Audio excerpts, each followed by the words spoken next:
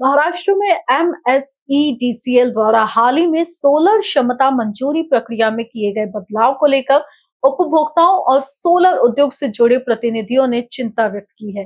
13 फरवरी से लागू इस बदलाव के तहत अब पीएम सूर्य घर योजना के अंतर्गत सोलर क्षमता की मंजूरी पिछले 12 महीनों के औसत बिजली उपयोग के आधार पर सीमित की जा रही है। पहले उपभोक्ता अपनी वर्तमान और भविष्य की जरूरतों को ध्यान में रखकर सोलर क्षमता का चयन कर सकते थे, लेकिन नए प्रावधान के अनुसार क्षमता तय करने में ऐतिहासिक खपत को आधार बनाया जा रहा है। उद्योग से जुड़े सूत्रों का कहना है कि इससे राज्य के लगभग 50 से 60% आवासीय उपभोक्ता प्रभावित हो सकते हैं, विशेषकर नए घरों और हाउसिंग सोसाइटियों को। सोलर क्षेत्रों के प्रतिनिधियों का मानना है कि सोलर स्थापना के बाद सामान्यतः बिजली उपयोग बढ़ता है, क्योंकि उपभोक्ता इलेक्ट्रिक वाहन, एसी और अन्य उपकरणों का उपयोग बढ़ाते हैं। ऐसे में केवल बिजली उपयोग के आधार पर क्षमता तय करना भविष्य की आवश्यकताओं को सीमित कर सकता है। इस बदलाव को लेकर सोलर विक्रेताओं और उपभोक्ताओं ने सरकार व संबंधित विभागों से स्पष्ट दिशा निर्देश और पुनर्विचार की अपेक्षा जताई है, ताकि नवीनीकरण ऊर्जा को बढ़ावा देने के लक्ष्य पर प्रतिकूल प्रभाव न पड़े।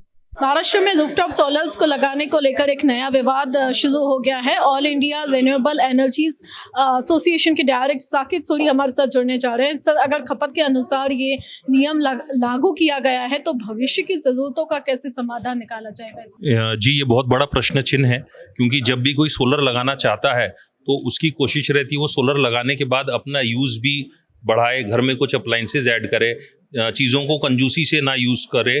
तो ये तो पूरा पर्पस ही डिफीट हो रहा है सोलर लगाने का। तो डेफिनेटली इससे सोलर का बहुत ज़्यादा डिमोटिवेशन होगा और लोग सोलराइजेशन थोड़ा सा कम करेंगे, और जो हमारा राष्ट्रीय टारगेट है, जो हमारे पंत प्रधान का टारगेट है, वो कहीं ना कहीं इस चीज़ से इफेक्ट होगा।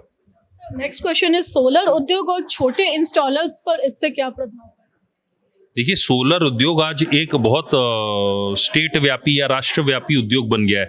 इसमें अगर आप दूसरे उद्योगों के मुकाबले देखें तो इसमें बहुत ज़्यादा एम्प्लॉयमेंट जनरेट होता है। टर्नओवर के हिसाब से एम्प्लॉयमेंट बहुत ज़्यादा जनरेट होता है, क्योंकि एक सोलर लगाने के लिए अगर आप देखेंगे किसी के घर में एक सोलर लगाना है तो गोडाउन वाले को, गोडाउन में माल चढ़ाने वाले को, वो जो टाटा एस में या टेम्पो में माल जाता है उसको रोज़गार मिलता है, वहाँ पे जो मटेरियल लिफ्ट करता है छत पे उसको रोज़गार मिलता है, वहाँ पे जो वेल्डर स्ट्रक्चर लगाता है उसको रोज़गार मिलता है, वहाँ पे जो कंक्रीट के पिलर्स लगाने पड़ते हैं एक सिविल मिस्त्री को रोज़गार मिलता है, वहाँ पे जो इलेक्ट्रिक वायरिंग हो रही है तो एक इलेक्ट्रीशियन को रोज़गार मिलता है, वहाँ पे जो अर्थिंग के लिए मशीनें ला के अर्थिंग की जाती है उसको रोज़गार मिलता है।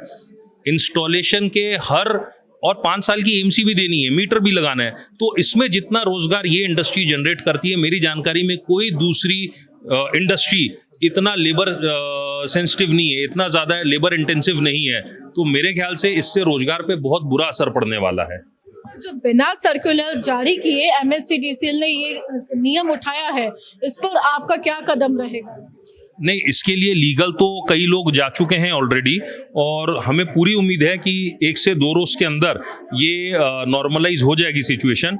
बट अगर ये 1 से 2 दिन में नॉर्मलाइज नहीं होती तो सिर्फ सोलर एसोसिएशन नहीं, बाकी भी व्यापारिक association, industrial association, consumer representatives, ग्राहक पंचायत, ये सब इस आंदोलन में शामिल होकर इसे पूरे महाराष्ट्र में हर जगह जो है एजिटेशन करने वाले हैं।